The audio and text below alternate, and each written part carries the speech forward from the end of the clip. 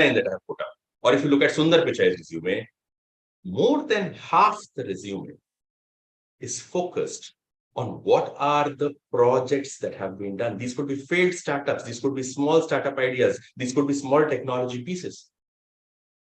Globally, and mind you, these are guys who are coming from great universities. They're coming from very, very good colleges. But again, there is a rush there to get the best assignments. And in order to get the best assignments, how is it that they stand out?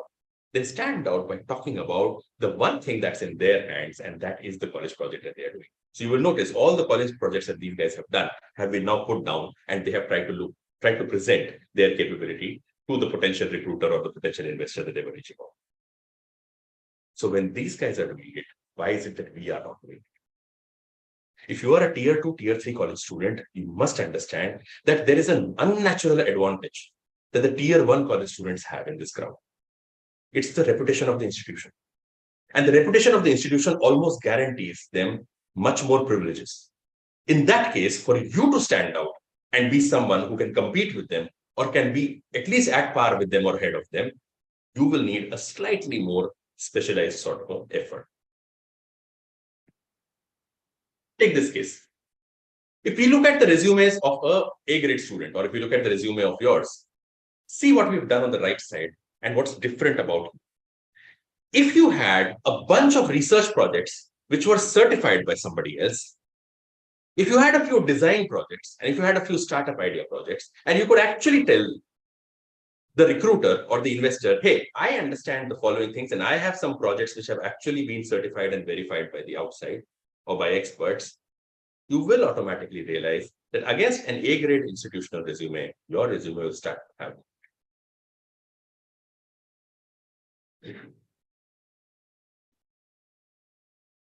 Let's get to the next point around the projects. Is doing projects good enough? A lot of you will say, hey, we've got a number of projects in our curriculum, right? We have in our third sem, in our second sem, in our fourth semester, we've got a number of projects that our curriculum expects us to do. Why is it that does not help us? Well, the reasons are simple. Reason number one, these subjects are typically not subjects which are industry focused. These are just generic subjects, and more often than not, we are just kind of tick marking. We are really not doing it the right way. So the first problem is that of ideas. Are we working on industry relevant projects? And in today's session, I will end the session with 50 ideas across 20 different sectors, which will be able to help you understand where are the opportunity areas for future. Second, more often than not, these projects, the methodology that we utilize is very homegrown. This is not how industry likes to do projects. This is not how industry will understand who you are. See, the project is an instrument to show what you are good at. It's not an instrument to show the information that you have collected. The third point, these projects are all done at home. These are not certified. Now, what happens is, as all of you know, right? Why does external examination matter? Well, look at the board examinations. Why do we have board examinations?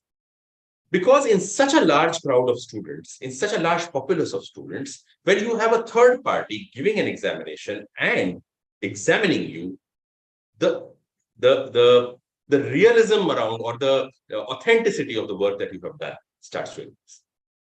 Same you will notice with the external vivas that happen in your college, right? When people come from the outside who don't know you and are then trying to find out who you are and evaluating you, the value of that evaluation increases. Globally, this is the case. An independent examination always lands up adding credibility. The same thing is something that we don't do with our college projects. That is, we don't get them third-party certified. Now, a while back, there was this entire trend, or it continues even today, where we go to industry and try to do some projects there. Now, you all know that when you go to industry and get projects done there, industry is not bothered. They are really just going to put you in a room. They will give you a few manuals. They'll ask you to read. Because in 1 or 2 months, you can really not do anything worth the while for the industry. So they do this more like a duty. They do this more like a CSR effort. You land up getting a stamp from a BARC or from some private institution or a government institution. And when questions are asked around the same, you realize there's really not much that you've learned. But can you do this differently? Yes. Projectathon gives you that opportunity. We are coming up with this platform and program where you can go ahead and pick up ideas, as many as you want, keep doing projects, and make sure that those projects are then certified and validated by our team of experts. It adds credibility, it adds value, benchmarks are higher, and experts will also give you feedback so that you can improvise on what you have done and make a better copy out of the same. Just imagine if you have a number of projects in your portfolio, all of them have got certification from third party. How much more value will it? It's simple, right? When we look at extracurricular activities, every time a person has won prizes at a state level or a national level or a district level, there is a value to the resume. Why? Because it is a competition. It's a third party validating you. So if you are doing projects, my simple submission to you will be, please do projects which are validated and vetted by a third party, an independent organization. It will help you increase the value of the work you're doing. This, for example, is a certificate that you will get when you have gone ahead and attended certification at Project. Not only will you get an individual performance rating based on the Q&A that happens with the expert who's checking you out. At the same time, if it's a team which has actually participated, you could get team performance ratings. And then one of the most critical ones that's there is a TRL or a IRL rating. Now, depending on what kind of stuff you are doing, a TRL rating can be a technology readiness level rating. Now, this is a very important rating for the kind of, to qualify the type of project you have done. Secondly, an IRL rating. An IRL rating is an investment readiness level rating. It kind of tells you that is this business venture or the startup idea investment ready? Such kind of certificates are ones which, if they're in your resume, will actually make you stand out. In Projectathon, one of the other stages is that once you have got certified, you will be considered for an overall all India competition, and then there will be prizes given out at various levels. And that in itself will attract a different certificate for you, which will again be a reward or an award that you carry. Let's move ahead. So now that we understand that there is a need to stand out in the crowd, there is a need to go ahead and tell the potential recruiter or the potential investor that, hey, I have got capabilities. We've understood what are the areas of capabilities that are needed. We've understood what are the various types of projects we can use to go and get those capabilities or demonstrate these capabilities. Let's for a moment try to understand how many projects should we really do. Now, you will remember that almost about 5 to 10 years back, most technical education subjects had one project at the end. Even the arts and the commerce and the humanities sections had probably one dissertation at the end. What has been realized globally, and is now a realization in India, in the Indian education system also, is that the better way of trying to teach students is project-based learning. And that's one reason why now mini projects, major projects have almost got introduced in every single semester. This is not happening out of some stroke of luck or something. It's happening by design. Because people realize, academicians realize, industry realizes that the gap between what industry needs and what the curricular program offers is very high. The rate at which industry is changing is really high. And that's why some subjects would be needed, which cannot be taught by curriculum, because curriculum will change slowly. Projects can be a great way of managing that gap. A question that might come to you is, how many projects should I really do? Well, here is a slide through which we are trying to tell you what can be an optimal thing. Please try and understand this one. Whenever we are looking at our capability, you'll see this grid, you've got at the top all the verticals: media, banking, finance, insurance, consumer goods, industrial goods, travel, healthcare, logistics, education. Every single company or every single vertical has the same set of horizontal departments: HR, admin, IT, accounts, MIS, analytics, product development, sales, marketing, so on and so forth. If you look at this entire stuff, you will realize that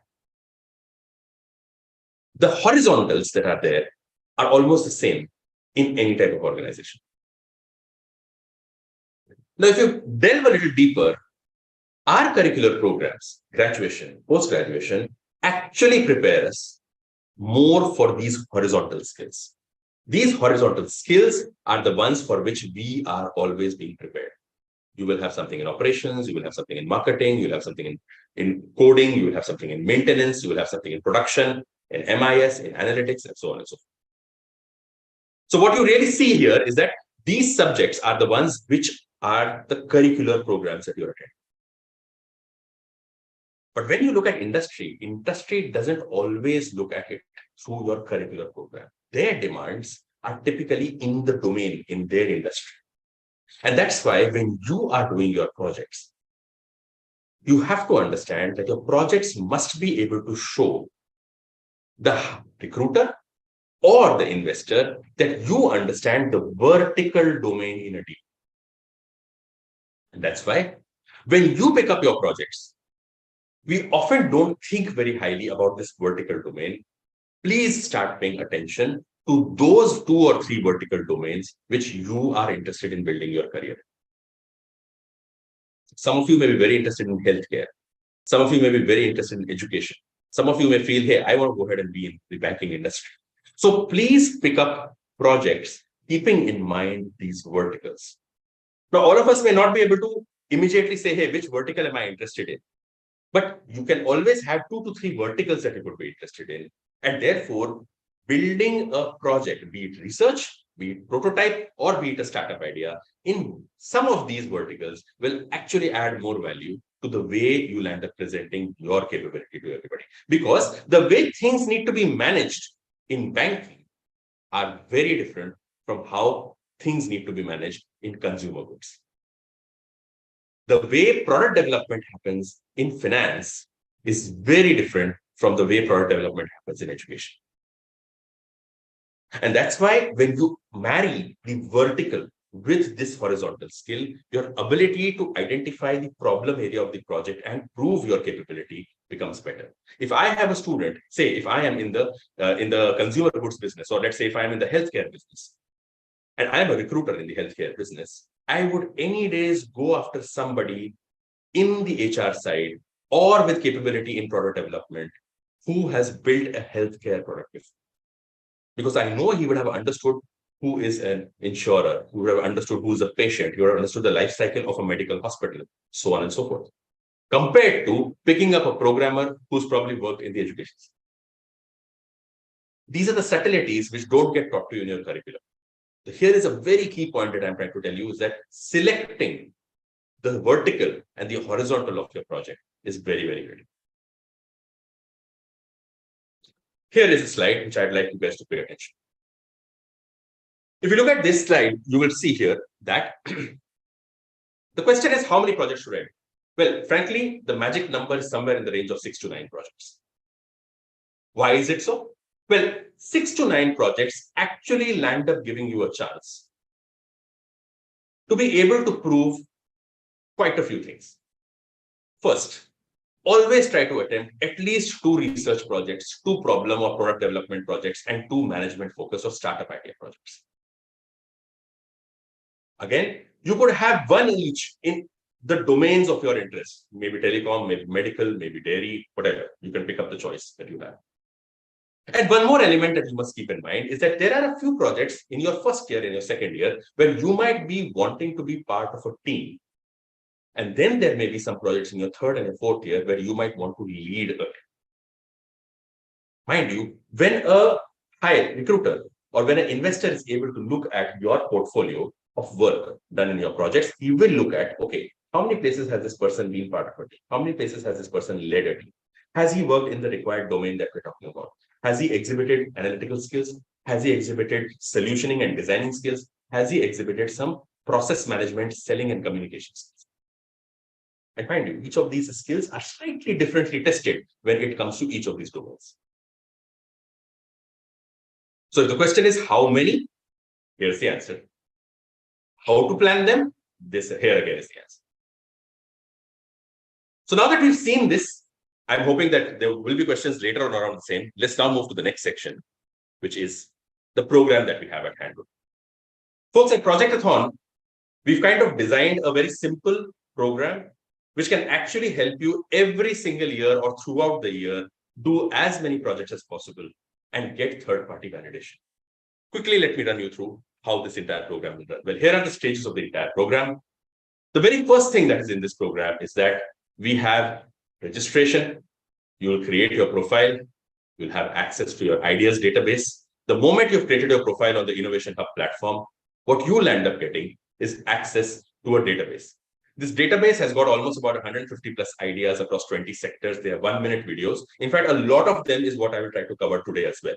So today, after a small break that we will take, I'll go ahead and take you into certain ideas. And those ideas are the ideas which you can probably employ. And the program is what we're calling as 2050. There are about 20 sectors and 50 ideas that I am trying to discuss, which you can then pick up and you can probably work on something. You could either do a research project on that, or you could do a startup or idea project on that, or you could go ahead and do it do a sort of a redesign or a product development project. The next one is where you will go ahead and you will create and define your project. So there's a module on our system on the Innovation Hub platform. You can create your profile. You can go ahead and create your project. You can select your sector. You can select the type of project. Once you've done your selection, you can go ahead and report and upload details about your projects. One of the key ways in which we are going to be helping you is we've given you certain templates. You can check out these templates, and each of these templates are designed to help you explain and qualify your point of view better to an independent panel of experts, pretty much the industry way. This will help you qualify your research projects. This will help you qualify. There's a different template for redesign and prototype projects. There's a different template for the startup idea project. What you can do next is you can choose whether you want to get certified from an expert, where an expert will go ahead and offer you some sort of a feedback. Okay? You can get the first round of feedback, and this will take about 2 to 3 weeks. It just depends on the number of applications we get every time we run the program. If you notice the upper part of this entire section, from today, after this session gets over, you will have 48 hours. That is just 6 p.m. on Monday, 27th, by when you must go ahead and take your current projects or decide to do any one of the projects that you might want to pick up and submit on this platform. Once you've submitted the project, you may choose to get it evaluated. The project will get evaluated, and the evaluation process will happen through our experts. They will send you feedback in about 2 to 3 weeks. Once they send you feedback in about 2 to 3 weeks, you will have the opportunity of about 7 days to modify what you have built and resubmit the same. Once you've done the resubmission, the experts will go ahead and give a final certification for your project. Now, because it's a process where experts are involved, we've gone ahead and have a sort of a fees associated with the same. This is the certification fees. So if you want to go ahead and download that certificate and make sure it's part of your portfolio, you can actually go ahead and do it at a price that we put up out there. We had a particular price, but this time for this season, we're going ahead and slashing this down and will be available at $499. Every project which is certified will actually be entitled to be part of a national competition. And there again, you might get selected for a bunch of rewards. And these rewards will include maybe incubation offers, investment offers, job offers, or internship. And some of these winners will be actually showcased to an exclusive set of people on our Innovation Hub network, which comprises a bunch of incubators, a bunch of corporates, and also a lot of people who are interested in actually coaching you or incubating you. So this is the overall program, and all of it happens on this platform called Innovation Hub. I would really urge you to go ahead and create your profile there, register quickly, because a lot of these things are available once you've registered on the Innovation Hub platform. Registration is completely free. Creating a profile is completely free. Viewing other people's projects is completely free. Access to the ideas database is completely free. The entire program has been designed so that you can get the maximum leverage of what we are trying to take to you. At this point, I will request all of you folks, make sure that you are taking this opportunity and doing something about it. If you are not able to do it, get hold of somebody who you know deserves it or deserves this opportunity, help him or her do the same. And many a times, it may be valuable to actually just associate with somebody who's smart enough and be a part of their team and actually do something. So I seriously recommend that once you've gone through this session, get along with a few of your members who you want to have in your team or some of your other associates and try to do these projects. There is no limitation on the number of projects you can do. There is no limitation on the number of people you are going to go ahead and add in your project. You can go ahead and participate, number of types of projects that you want to do. All of this is open. The important thing is that you should get some project work done in the way we've given it to you. And if you can do that, you will be able to go ahead and certify yourself and actually get better value for your resume. I hope the program from here on is clear, and most of us would have by now also seen certain other documents to understand the same. Let's move ahead. The second last section that I have for you today is the one where we are sharing with you what's it that should be there in your resume, which will actually make the difference, or what should be there, the 7 key points that you should have in mind while you are documenting your college project. Let's start with the very first one. Folks, when we do research projects, there are typically some mistakes that happen in the way we attempt it. So first of all, there is a number of new concepts coming in every single day. So a research project is basically a very simple finding project. If you really want to know what's a research project, well, it is a fact-finding project. What you're really expected to do is go find facts and go and find such facts that are not very easily or ostensibly available. What you're really trying to show is your ability to find and search. The second thing that you may want to look at when you're doing a research project is you should be in a way able to demonstrate how you correlate some of the subtle findings associated with that research or with that subject. So here are some do's and don'ts. The very first don't that I would like you guys to focus on is please do not copy paste from Google or Wikipedia. Research is not about copy pasting what you have got on the internet. It's about maybe taking references, but it is about inferring. One of the biggest mistakes our students end up doing, and they're never coached around, is that you go and you look for some sort of a document, some research paper, you start taking extracts from there. Now, folks, those extracts are not helpful to explain what you know. The idea of the project is to be able to demonstrate what is it that you have learned, not what someone else has. You are not just reporting. You are extracting, correlating, and trying to make a case. And that's why keep the following do's in mind. First, do as many so that you can show your relevance to new subjects. Every time there's a new fad, just pick up your pen and paper, spend about 5 to 6 hours and do a nice research project. Who stops you from it? And mind you, you would have noticed when one person gets a patent, he gets many more. When one person gets some sort of a trademark, he gets many more. What's the reason?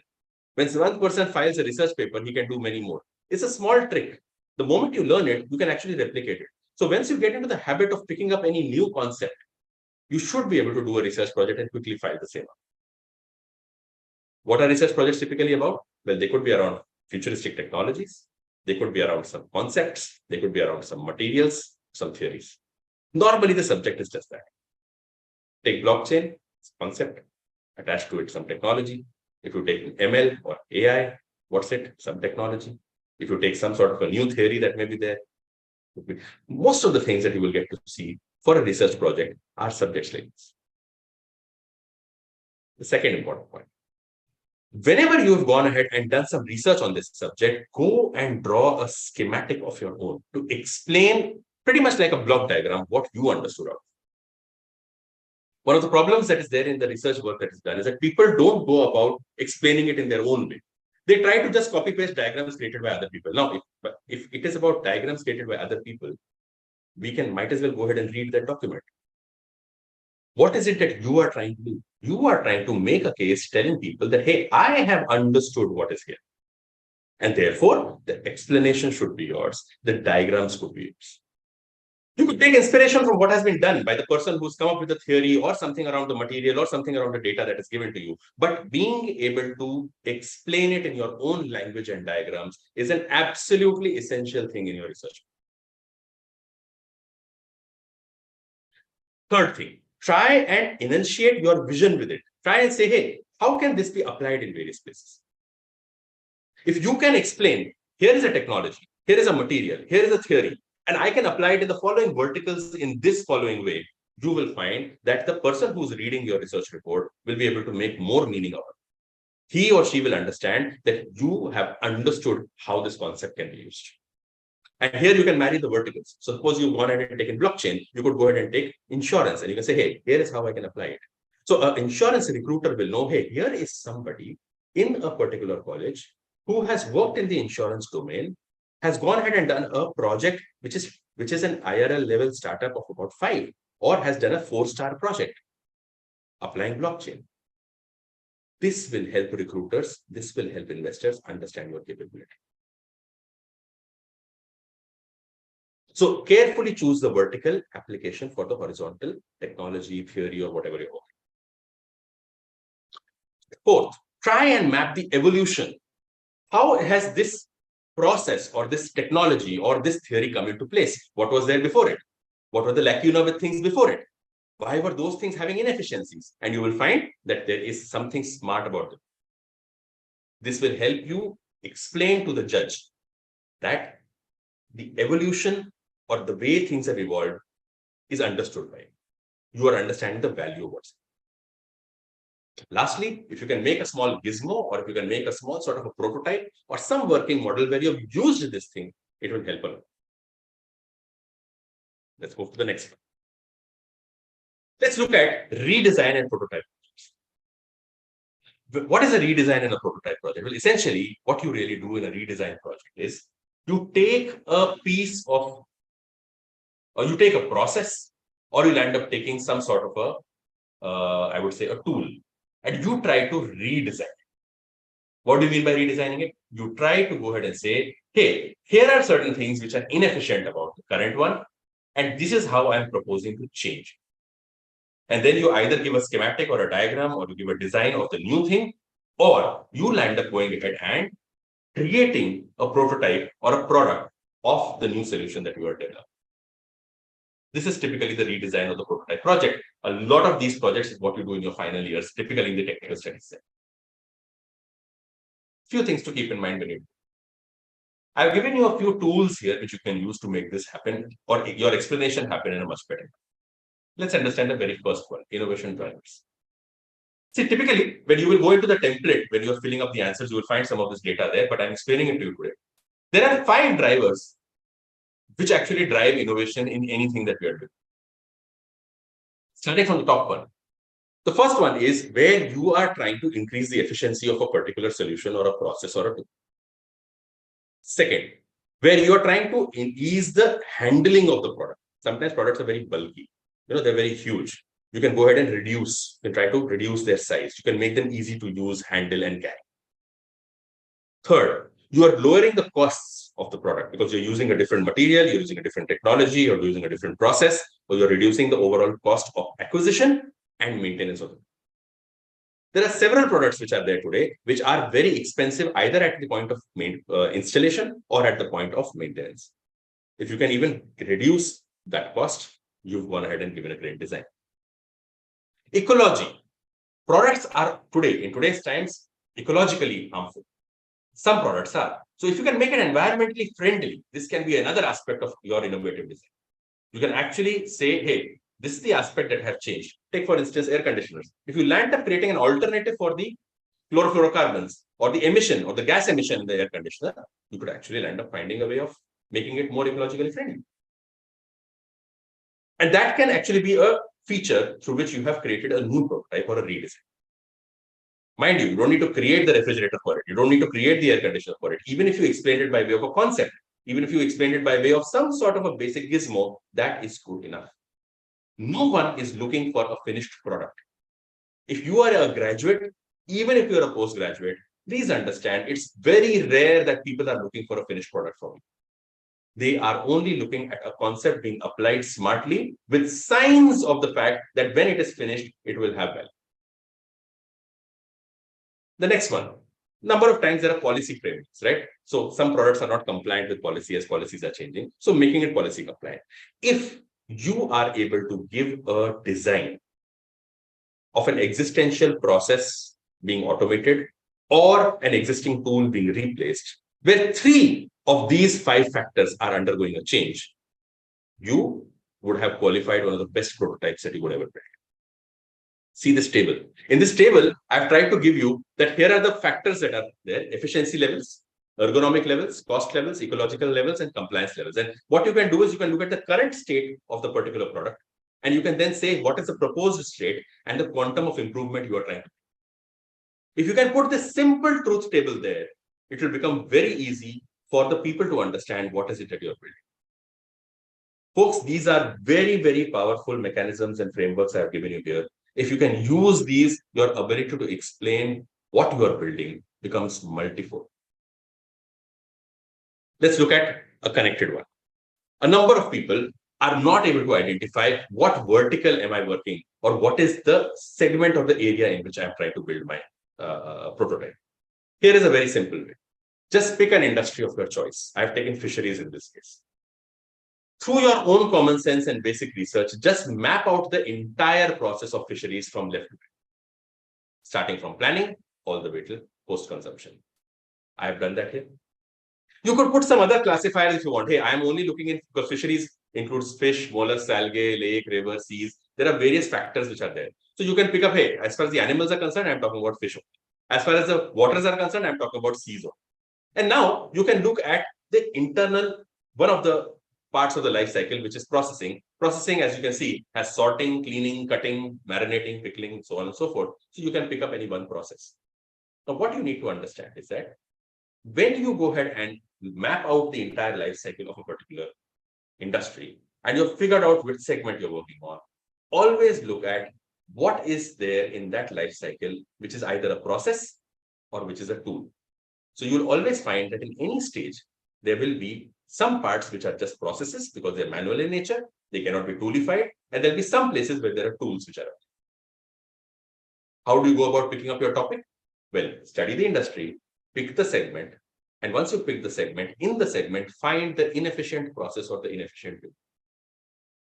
And what you need to do is, if it is a tool, look at the existing top 2-3 tools which are available, see the lacuna in their design, and propose a new design based on those 5 factors. How you can improve 3 out of the 5 factors. If there is a process which has not been mechanized at all, you can actually just go ahead and give out a design on the point of efficiency. So this is a very simplified way of how you can go about identifying and relating to the piece of thing that you have done. If you are doing a redesign or a prototype project, go with this methodology. Take a segment or a sector, map out the sector left to right across all its stages. In any stage, go ahead and pick out which are the processes and the tools. Wherever you find inefficiency, go ahead and build or redesign for a change to tool or automation of a process. Try and qualify the quantum of change using the framework I have given you behind, where you can say, hey, existent current state, things are at a particular level. My design proposes to improve it by X level. The moment you've done this, your ability to go ahead and connect with the person you're trying to impress increases. A lot of us do a lot of prototypes, a lot of products, a lot of design. The problem is we are not able to explain it properly. These mechanisms will help you do the same.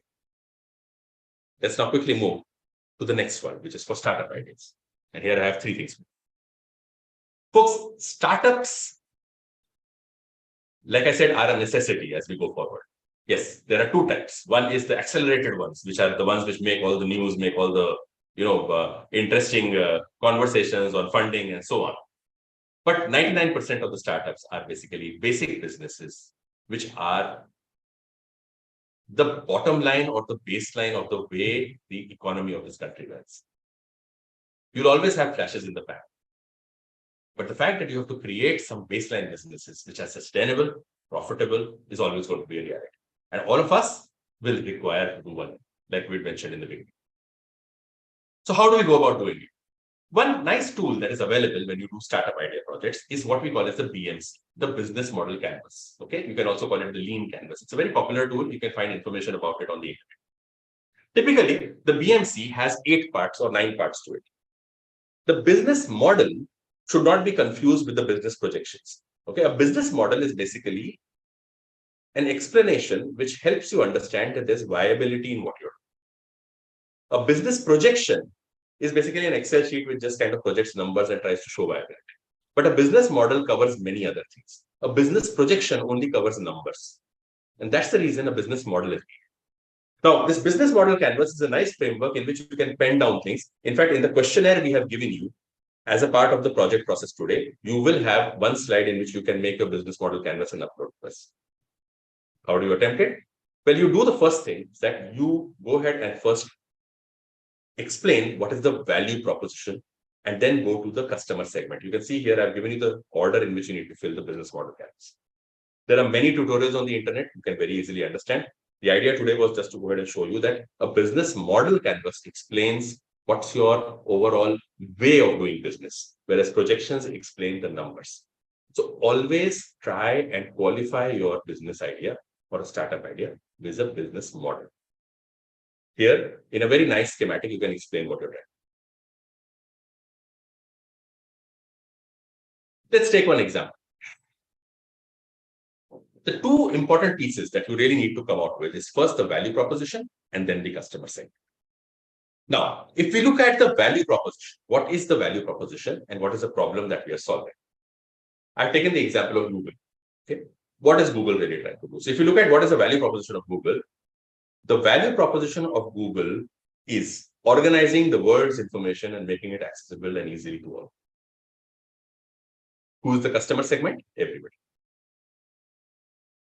Similarly, if you look at Facebook, what is it that they are trying to do? They are enabling sharing, or I think the example should have been LinkedIn. They are enabling sharing professional information and updates about yourself with business connects. This is for LinkedIn. I'm sorry for the data error there. But LinkedIn tries to make sure that professional information updates about yourself are given to your counterparts. Who is it focused on? The customer segment is working in business professionals. Now, sometimes you might have an offering which might be there for many customer segments. Take Bharat Matrimony or take Shadi.com. There will be a value proposition that Shadi.com has for youngsters. There may be a value proposition Shadi.com has for, elders who are late in their marriage or people who are going for second marriage. Or they could have another value proposition for Telugu Matrimony.com or they could have for Tamil Matrimony.com. Now here the customer segment becomes different.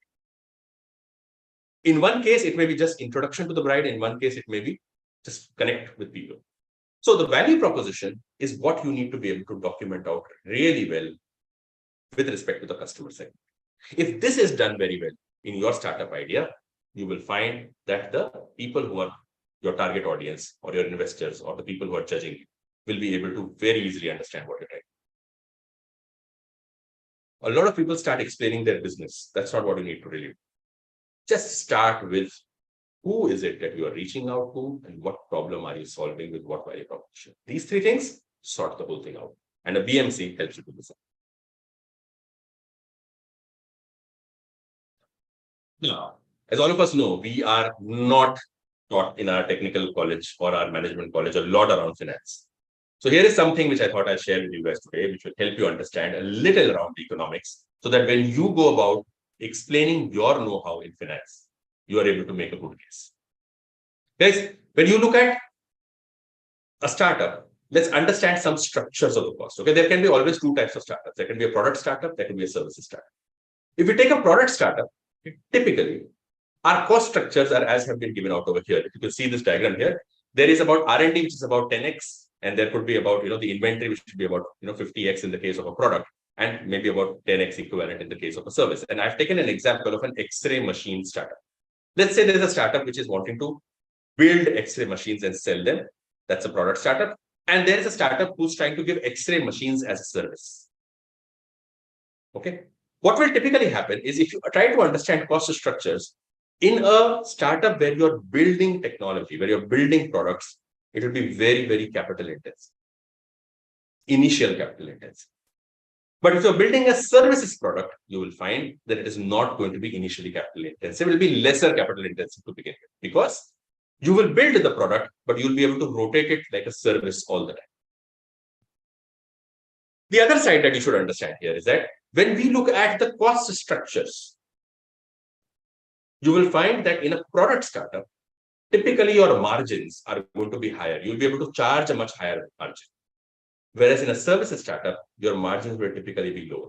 But what you need to understand here is that say there is 50x or 40x, 50x is the overall investment made and the margin is 2x. You will need 25 transactions or sales to start making a margin.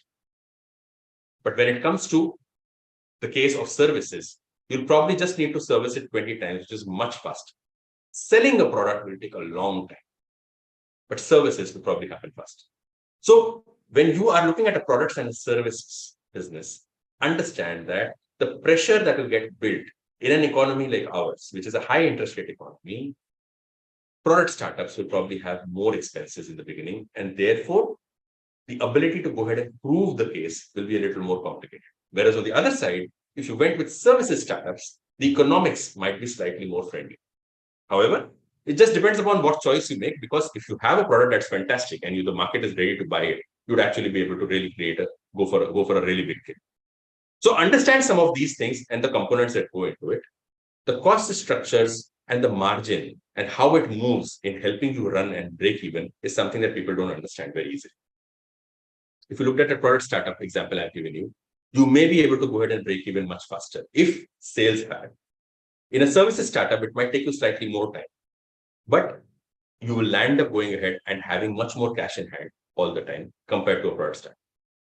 That's one reason why products keep raising money and services startups tend to fund themselves pretty well. So if you're looking at just starting off to create a baseline healthy business, I would recommend that in this kind of an economy of ours, look at more of a services startup than looking for a product startup. Unless you found a product which has very high sales, excellent demand, and has actually landed up getting, or the cost of installation or creation of the product is very, very easier. Let's look at the next one. When you're doing startups, one of the things to keep in mind is that there are projections and cash flows. Now, I've given out to you something which you must look at when you're trying to submit data.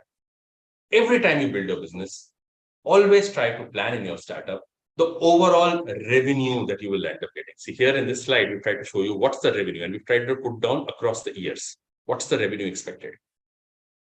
Likewise, always put down what are the expenses and the main headers of expenses, and therefore the total expenses that you're expecting. Then break down across the years what is the EBITDA that you have. It's basically earnings before tax and deductibles. It's basic margin that you are making. Obviously, there are certain other factors like depreciation and so on and so forth. You need not bother so much about it at a startup stage. All that you want to go ahead and show is what is the total profit that you will end up making. You can show EBITDA, and EBITDA is a good enough number. You don't really need to go into any other details. Lastly, what you should notice is that if you see this case, in year one, they're trying to make 6 crores as a revenue, I'm assuming so, and they have a 9.6 crores loss. In the second year, they made 55, and they just about make 7.2.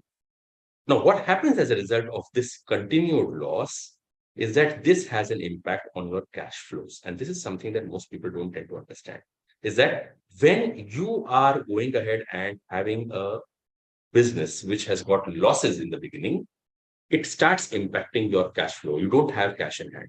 So you need to raise capitals. This cash flow is something that you will have to pay attention on. So whenever you build your business projections, pay attention on the projected cash flows. It's like I have gone and sold a service, but I have not got the money for it. So for 3 months, if I don't get the money for the same, I will not have any money in my hand to invest in the next month. And this is a huge problem. Also, if I've made losses, I cover for my losses. So losses and delay in payments is a very big problem which is there in the Indian business. Always account for it when you're trying to make your business projections to show your cash flows, because that's what shows the actual funds that you require. You really require working capital. If you saw the previous slide, you will realize that in this case, the money that is needed in a services startup is more around working capital, whereas the money that's needed in a product or an initial startup is initial capital. So where is the capital being deployed? Okay, we'll park it at this. And now let's look at the last leg of today's session, and that is the ideas in the sectors that we're talking. Folks, I gave you 7 points today around what you should document carefully in your startup idea, what you should document carefully in your research project, and what you should document carefully in your product or a redesign. Like we've discussed, the people whom you're trying to impress or for whom you're trying to stand out are looking for very specific skills. They want research analytics skills. They want design solutioning skills. They want management and soft skills. Each of these 3 skills can actually be demonstrated by way of doing a number of projects in these areas. Research and analytical skills can be done by showing a few research projects. Product development, solutioning skills can be shown by doing some prototyping projects. And you can actually show some business skills, management skills, soft skills by doing some startup idea projects. And when you do about 6 to 9 such projects across a range of verticals which you are interested in, I'd explained to you the horizontal and the vertical thing, you will be able to create a portfolio for yourself, which will speak for itself. If you go ahead and get it certified from a third party, it gets even better because now it adds credence to what you do. And that's what Projectathon is trying to attempt. So without no further delay, what I will take you through now is going to be a set of ideas, and I just named it as 2050. These set of ideas have actually we've covered 20 different arenas. And in these 20 arenas, we are trying to look at what could be some very interesting sectors in which you can build your research, prototype, or startup idea project, and thereby get winners. Let's just take a 30-second break before I get started on this.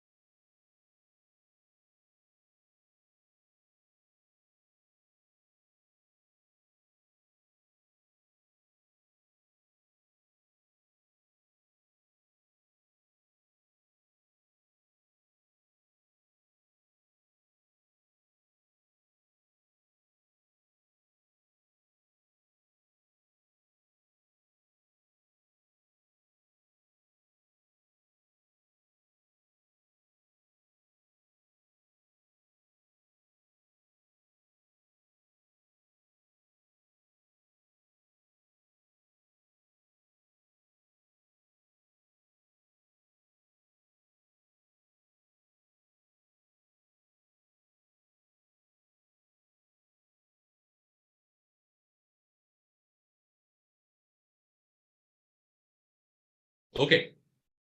Let's get started with the last leg now and move ahead from here. Like I said, this entire section now is the last section in which we are going to try to look at some 50 ideas across 20 sectors where you can build your research project, your prototype project, or your startup idea project. Let's start. If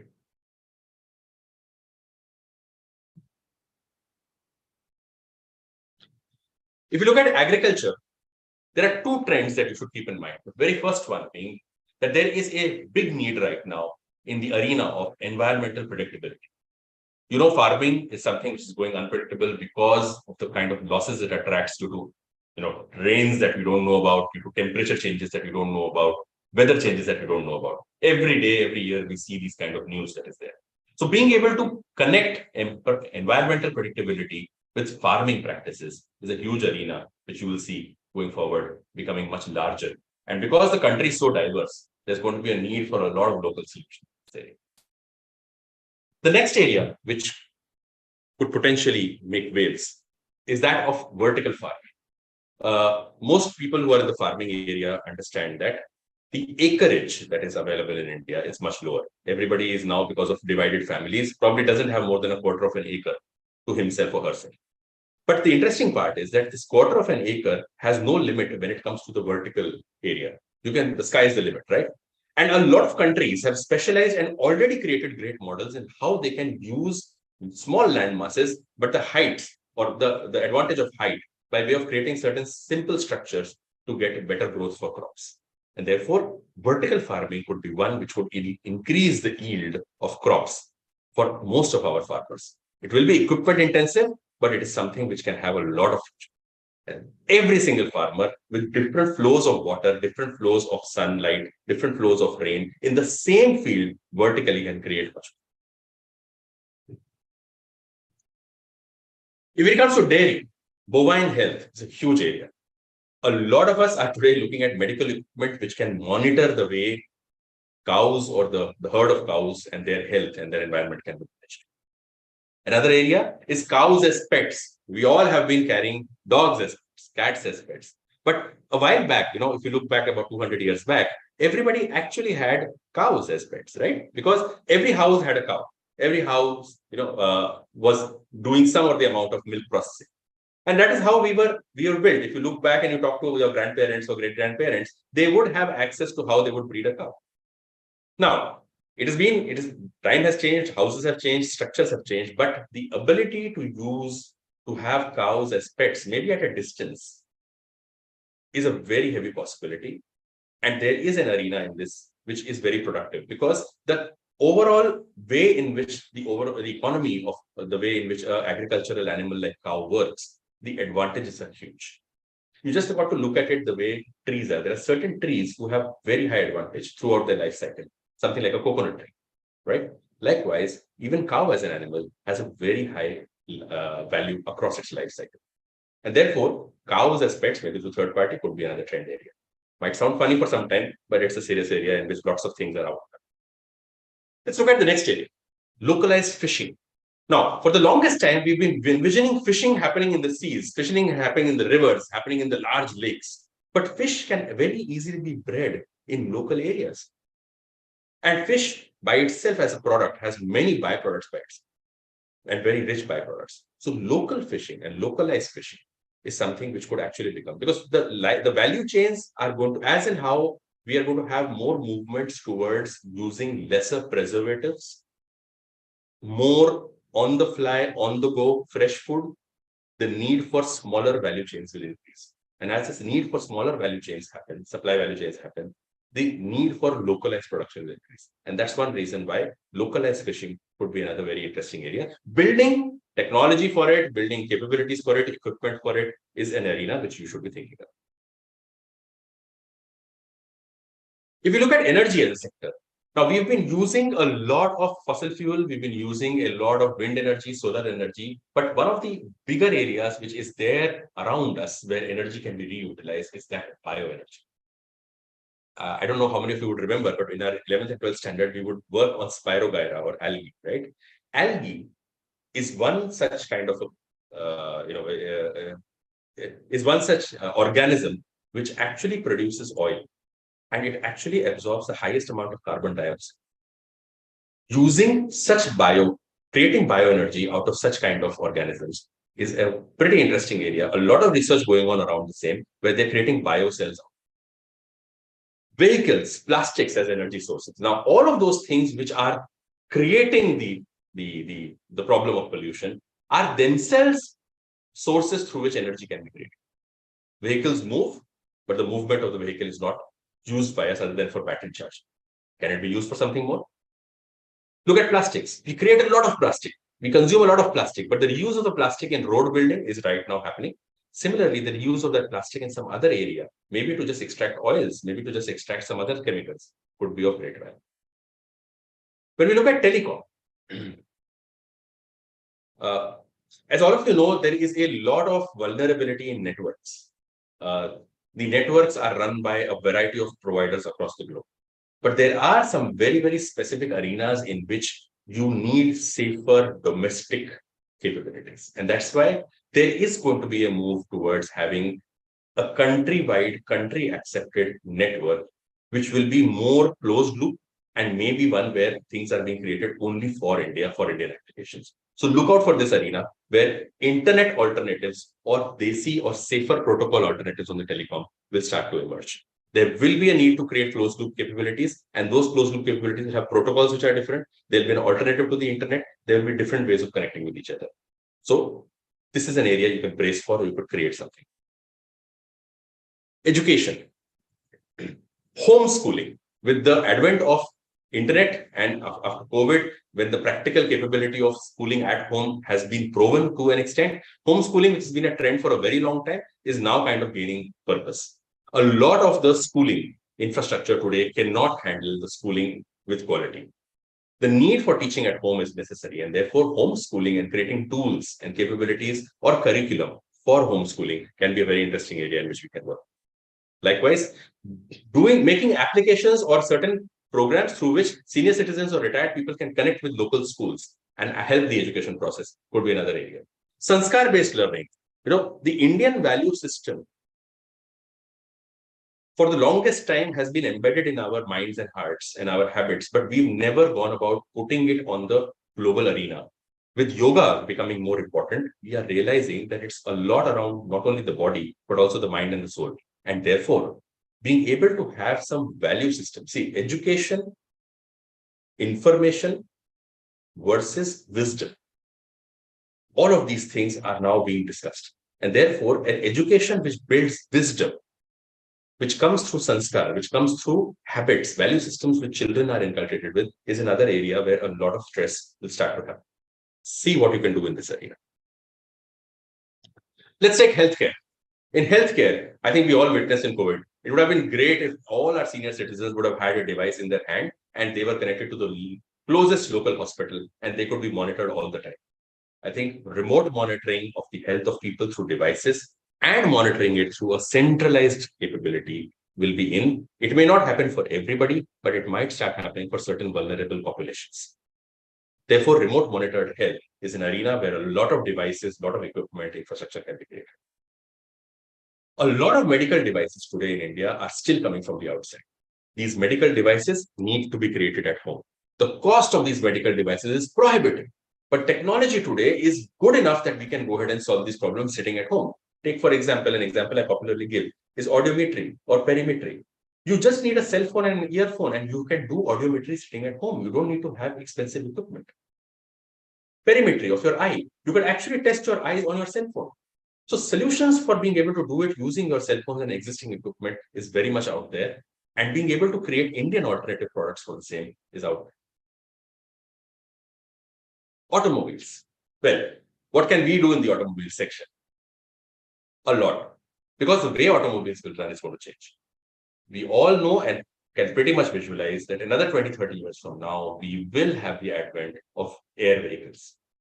There will be small air vehicles which will not be on the road, but will actually be running in the air. And these air vehicles, for various applications, could be industrial to begin with, but maybe later local, need a lot of R&D. Building such air vehicle signal systems, air vehicle landing and refueling systems, navigation systems, traffic signal systems, all of these areas require R&D.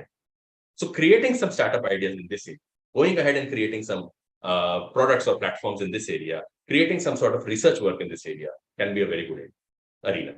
Likewise, local water vehicles.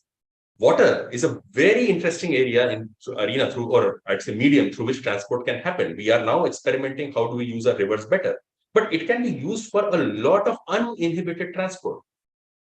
This is an area where lots more will happen. Today, there are very bulky machines that are being used for local water vehicles. We'll actually be seeing some very lightweight machines soon. Let's take transportation. Okay.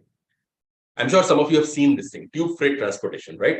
What was understood was that in highly dense and highly distant areas, you don't need to have vehicular traffic to move certain goods. Drones are a good example that are being tested on how delivery can happen. But some larger goods could actually be transferred through pipelines, through tubes. And tube freight transportation is one such concept. Now, mind you, these are concepts and there's not much research done on them. These are concepts, not many platforms or tools or equipment or ecosystem products have been created for the same. These are areas where we can do a lot more. Let's take the next one. Banking. If you look at microcredit, if you notice, high interest rates is something that everybody wants. But where in the economy is the high interest rate available? It's not available in large economies. It is, or large businesses. It is available in small businesses, where you can give 10 rupees and actually get 2 rupees. Microcredit is one such area where interest rates are high, and therefore de-risking systems for microcredit would be another area where something can. In fact, if you go globally, you will find that over a period of time, there will be a challenge to the overall fundamentals of economics that are going through. GDP, currency exchange standards, all of these will probably need new KPIs. Humanity, happiness, these will become indices. And therefore, a lot more of theoretical research is required in this area. This could be a great arena for some research work. Health as a currency is another area. Today, most of the money that a person uses gets exhausted in property or in consumption or probably in the health side.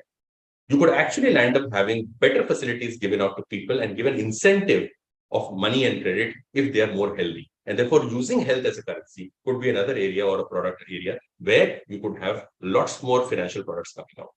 So a lot of analytical models, a lot of products to monitor it, manage it, ecosystems to manage it could be done here, startups to manage this area. When you look at IT hardware, I just mentioned to you about using cell algae. You will be surprised that there is a lot of this research right now which is going on around how do we use biocells to replace the conventional processors. Biocells are signaling each other, right? As they signal each other, they are talking to each other. If we are able to use a slice of the biocell, which is very freely and easily available in the nature, the ability to go ahead and create decision systems or programs could actually get accelerated. This is a very interesting area of research, a lot of stuff happening here. You can always look at how you can use biocells for processing. If we look at the next one, IT in the software side, well, there was a time when all the economies were integrated.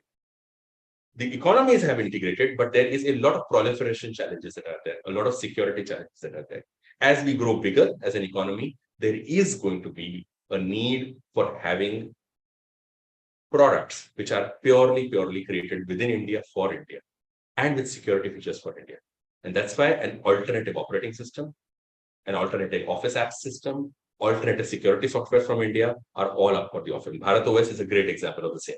We don't need to be dependent on Android. Products should be dependent on operating systems of our own.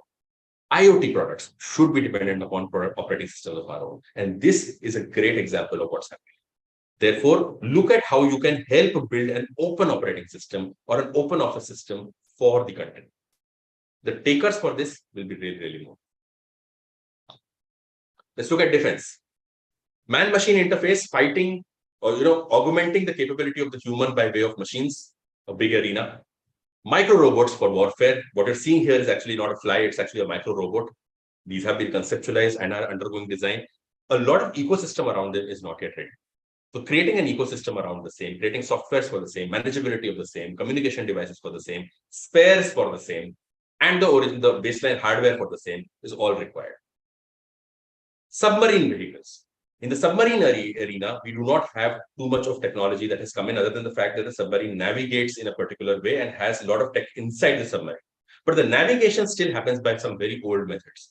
Navigational methods for submarine vehicles, a big area. Defense needs its own operating system and apps. You cannot go ahead and have the regular operating systems and apps as they're always open for interception. Therefore, creating such kind of operating systems and apps for defense purposes will be another industry.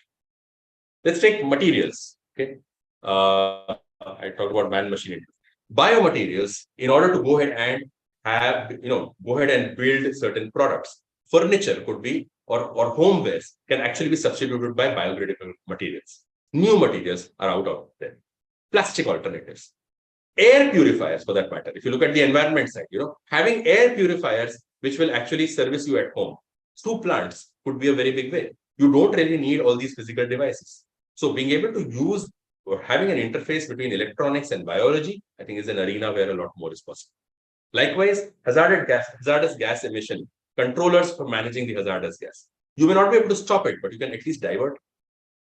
Recycling of plastics. Plastics is there, but how do you recycle it and actually divert it for a different use? You may not actually want to recycle it also, just divert it for a different use. There is a lot more that can happen in the environment in this area. Chemicals. If you look at chemicals as an area, silicon alternatives. Now look at this. This is organ as a chip. This is basically telling that animal tissue will be used to go ahead and make the decision making with silicon. Okay. Low cost industrial pollutants, reprocessing. Lots of pollutants in the industry. But there are many low cost methods to manage. Oils from plants, plant oils, huge area. If you look at retail, okay, in retail, you will find that there is a big impetus towards local. As, like I said, as the value chains start to become more deeper, the ability to go ahead and consume local and get local fresh is going to increase. Also, there will be a point of pride with local consumption. At the end of the day, the brand doesn't really do something so great with a particular product which cannot be replicated in the local economy. And therefore, you will find that you will have local products going global, as also local products being consumed. Environmental friendly products will come in. Home trials, when you're having apparel or you're having products at home. Today, we have to go to a store and actually check things out. There are some intermediary things in apparel where you can get products at home, try them, but they are not yet economic. With technology, you can actually make people wear things, remove things. They can actually, redress themselves, fashion themselves out. And therefore, the way in which shopping and buying will happen will tend to become very different. If you look at entertainment and media, a lot of content creation tools today have been made handy via, products like TikTok or by, Instagram and so on and so forth. And this is only going to increase. As the cell phones become more powerful, a lot of local content creation tools will come in. So creating tools like Photoshop, creating alternatives like, Corel, creating alternatives like I think a PowerPoint will be very much in vogue. So creating such simpler tools for these kinds of functions would be a very good arena to work. Video creators, animation creators, lots of tools that can come in our way. Local and responsible content. With the advent of OTT, you are seeing that there's a lot of irresponsible content out there. Being able to have local content can become a very big enabler. This area will actually help build a lot of capability. E-commerce. In e-commerce, if you look, the B2B side of e-commerce enablement in India is still happening. This is an arena where a lot of tools, a lot of solutions, a lot of concepts and research still remains to happen. So building something in that. Legal, as it becomes digital, will become a very big area where people will be able to have their cases sorted pretty much by a decision metrics online. You will not need to go into this process of going to a judge or go to a courtroom or so on. You're already seeing that there are Supreme Court hearings happening digitally, where court orders are being passed digitally. The solicitors are talking to each other digitally. There are many cases, like you saw in the income tax case. The income tax cases have now been radically changed because some very baseline calculations are being done and taxation is being sorted there. You don't need any appeals. In any rule-based system, like legal, okay, there is a very high chance that at least 80-90% of these problems will get sorted through technology. And therefore, legal on the fly or legal on the go would be a very big area where digital meets legal. Search, AI and ML. All of us know how much of machine learning can be applied to a number of arenas in which we are working. The ability to apply ML in all of these arenas, be it education, healthcare, energy, maybe medical devices, manufacturing, NGOs, the ability to put machine learning and AI can actually dramatically change the outcomes that are there and make things much more simpler. So this is an area where you can actually do a lot more research. Take AI and ML as a capability in many verticals and try to do some research work in that or create prototypes. Search. Web 3.0 is all out now. So we are now moving towards it in a very big way. We've all witnessed what was Web 1, Web 2. With Web 3.0, there's going to be much more meaning-related, semantic-related search that will come in. And therefore, search in itself will undergo a big change with Web 3.0. So look out for this area. Create small algorithms for the same. Create small snippets for this. Okay. Go ahead and create some small tools which will be applicable in this area. And this can be a big area very quickly.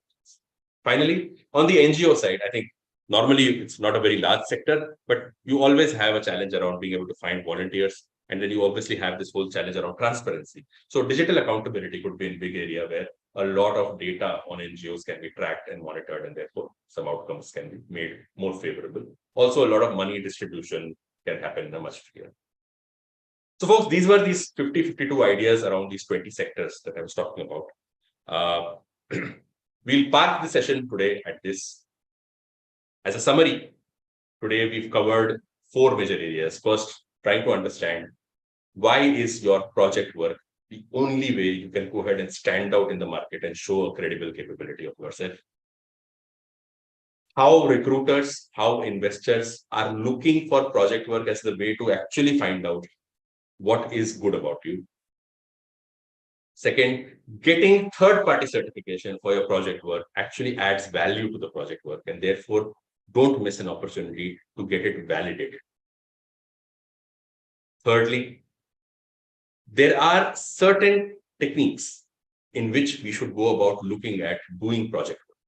For example, how many projects to do? 6 to 9 projects is a good average that you can have. Research projects should be done as a part of a team or as a part where you're leading. You can do it in certain verticals. That will help you explain that you are in sync with the newest concepts. Second, you can do prototype projects and process redevelopment projects or product redevelopment projects. And you don't need to really create the end product. You just need to go and identify the right places where it needs to be built and give certain simple designs. And that shows that you can apply yourself. Thirdly, when it comes to startups, create startup ideas. Do the homework now, because startups is an eventual reality. If you start using your time today, you will be able to create many more models. You'll be able to go ahead and work on startups, understand how it happens, participate in pitching events, and thereby create a solid project work on startups. It is the best way of being able to show that you have got some soft management skills.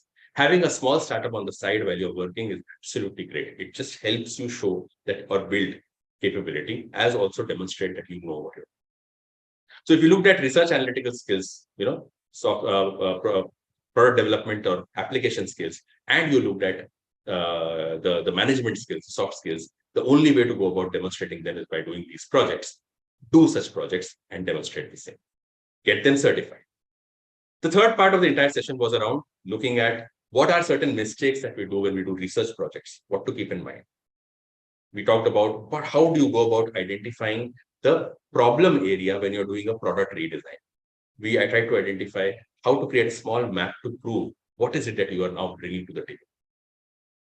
As regards startups, we looked at how to build a business model, that how to use some business modeling tools to prove your business case, how to build a business proposition, a value proposition. And then we looked at how some economics need to be known by you, especially things around what is the capital requirements for working capital or initial capital if you're doing a product or a services startup. We also looked at some projections and things related to cash. In the final session, we just looked at 50 ideas across 20 sectors where there is immense future. Like I said, through Projectathon, we are going to be able to give you an opportunity to get access to ideas, be able to do your project work, the best possible coaching, and be able to get feedback and certification as also will. Recommendation to all of you is make best out of this opportunity and ensure that you are able to go ahead and have a great portfolio created for yourself, which will in effect help you sell your capabilities better. The program now starts from now till 27th, 6 p.m. You will be free to go ahead and put up your own project on our platform. So please register on Innovation Hub. All of you who are right now there attending the session, I seriously recommend go ahead and try to register yourself, or at least show your, you can go ahead and be part of the Instagram group that we've got or the YouTube channel that we've got, and try and be part of the bandwagon. We'll keep coming out with such videos and such informative snippets, which will help you build your overall portfolio and your capability. Very quickly, we'll kind of now just stop over and get into any Q&A that may be needed. So I'll just kind of pause myself up over here, stop sharing my screen.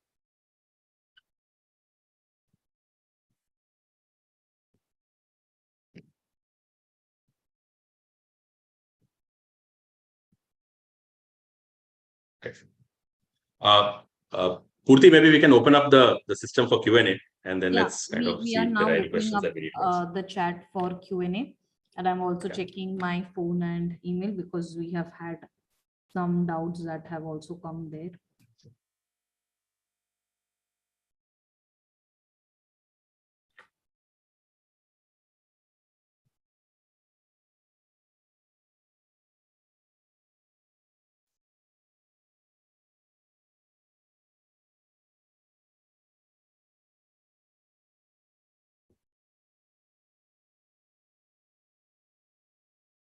Yeah, so on WhatsApp, we have a doubt where a student from Agnes has asked us whether they can participate in the competition. Actually, there was a bit of a confusion, and they thought that the competition is already over. So can they still participate? And their exams are going on, so they can only dedicate 10 hours. So Okay. the person has asked whether we can still submit. Yeah, so I think in case you are not finding enough time to finish your project work, you can go ahead and just write to purti.pradhan@reinlabs.co.in. She will leave her email ID around. If there's a specific case, we can always help you out in going beyond the timelines. This entire program is to encourage you to do as many projects as you can and submit them for this process. So in case you need an exception, please do write down and send it over. I think there was one question on chat which was around where is this project is this conducted? Yes, we conduct these kind of sessions online for a large set of people, but at the same time we also conduct this session with colleges. So yes, you can definitely do a new project. I think a question here is, can I do a new project? Absolutely. You can do a new project right away in the next 2 days, and you can actually submit a research project. You can also take an existing project of yours and adapt it in the templates that we have asked you to do and probably use it. We conduct these sessions in colleges. We also conduct these sessions as a part of your tech fest or your internal fest. So if you need a technical program to be there as part of your festivals, please reach out to us. We'll be happy to do the same. There are also independent ideathons and various other sessions that are there that we are conducting. I think the information about it has been given in the beginning. Just to interrupt, I'm also sharing my email ID and phone number again. You can call, WhatsApp, or email us to know about all the programs that we do, right from Projectathon, Ideathon, Idea Clinics, BMC, mentoring sessions, etc. So, yeah. There's a question here on queries. Do you conduct events within a college? Yes, we do. If you have a program that you want us to connect with you on, we'll be happy to conduct them within your college as well. So there's one more question, whether projects can be submitted individually or group is a compulsion. Yeah, no, group is not a compulsion at all. You can individually submit your project. The same project may have been done by somebody else. That's not an issue. The idea for us, if you will notice in our templates, we are asking you to record your presentation of your project. And that is a very big game changer because a lot of people look for video resumes today. So you can definitely go ahead and present what you have done in your project. And absolutely, you don't need to necessarily do it through a group. You can do it.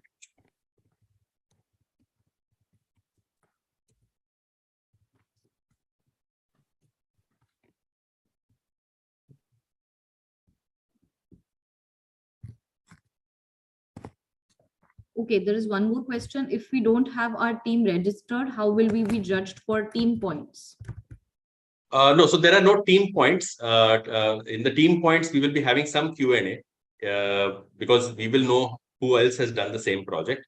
In that case, you will end up, if in case there's no team out over there that you're registering, you can go ahead, you will get the individual scores. When we look at the overall project work, we can give the overall project score. We need not give a team score. So I think that flexibility will be there. You will end up getting an individual score in that case and an overall team score. I think there was a question just now around if I miss my deadline, you can write to us at purti.pradhan@reinlabs.co.in. If there's a genuine case, we'll be more than happy to help you out. It's not a problem. I'll just repeat one more thing is that when you have submitted your project on 27th by 6 p.m., it'll take us about a couple of weeks to come back to you on for the experts as far as Q&A is concerned. You will then have about 7 days to go ahead and resubmit your final one on which certification will happen. Now, let's understand that the certification that will happen, just in case you are not able to respond within 7 days, then we will have to do certification on your first submission itself. So just keep that thing in mind, that you'll have a 7-day window at that time. If you need an extension, please reach out to us.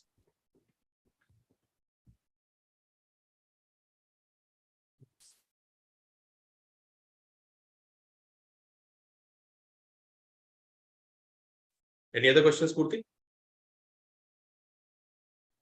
That's about it, sir. Okay, great. So I think we can end the day today. Thank you so much for being part of this initiative. All of you who will register on Innovation Hub can actually get access to this session and its recording for all the time till Innovation Hub is open. So you can go ahead and access this, and you can go ahead and also reach out to us in case you need to submit your projects a little later. But the important thing is be part of teams if you are not sure of doing it all by yourself. And definitely make sure that the deserving people in your college get access to something like this so that they are able to go ahead and take the benefit of the same. It's a mission that we are on, where we are trying to make sure that the best possible talent gets the best coaching to be able to do or get better opportunities. It could be in startup arenas, it could be in entrepreneurship, or it could be in your college project work. People out there are looking for you. It's just that you're not doing the right things to be able to get noticed. I hope with Projectathon, we are able to help you do the same. Thank you so much for being part of this, and thank you so much for spreading the word. Faculty, teachers, and principals, and all our mentors and all our advisors. It's been a great journey this entire year. We are now coming to the end of the entire journey. This is the finale where there are going to be the applications coming in, and we'll be then starting to do the judgment process. Thank you so much for all the support. And this journey will continue and will continue over the years till we make that change in the ecosystem we want to. We have special programs, by the way, for Northeast and for Jammu and Kashmir and certain other areas of the country. So please do reach out to us in case you want to have some special programs for them. And let's keep connected, and let's hope for creating a great India with the help of great quality project work, which can actually sow the seeds for a better future of this country. Thank you so much. Thank you, sir. Thank you all for attending.